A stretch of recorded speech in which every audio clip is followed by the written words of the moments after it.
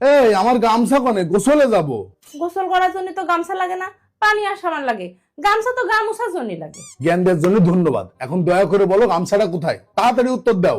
আচ্ছা একটা কথা বলো, আগে গামছা দেবো নাকি উত্তর দেবো? গামছা দাও। তাহলে উত্তরটা কিটা দেবে? ধুর, এই বাড়ির দিকে আমি একটু শান্তিতে থাকতে পারবো না? পারবা না কেন? এই বাড়ি তো তোমারও, এই জন্যই তো আমি এই বাড়িতে তোমার থাকতে দিয়েছি। তোমার এই উপকারের কথা আমি জীবনেও ভুলতে পারবো না। এখন গামছাটা দাও তাড়াতাড়ি, আমার হাতে সময় খুবই কম। এমন কথা বললো না তো, তুমি মরে গেলে আমার কি হবে? আমি কি মরে যাওয়ার কথা বলছি নাকি? অফিসে জরুরি মিটিং আছে, তাড়াতাড়ি গামছাটা দাও, বাথরুমে যাই। কিন্তু বাথরুমে কিসের মিটিং? মিটিং অফিসই, বাথরুমে নাকি? তোমার মিটিং নিয়ে চিন্তা করতে হবে না। আমার মিটিং নিয়ে কোনো চিন্তা নেই, আমার তো দোকানটা আলু কিনা নিয়ে চিন্তা। ঠিক আছে, আমি আসার সময় আলু নিয়ে আসবানে, এখন গামছাটা দাও। কি আলু আনবানে? সেইটা ফোন দিয়ে বলে দিয়ে নে। কিন্তু আলুর ফোন দেবো কি করে? আরে বাবা, আলুর ফোন দিবা কেন? আমার ফোন দিবা। তুমি তো আমার সামনেই আসো, তাহলে ফোন দেবো কেন?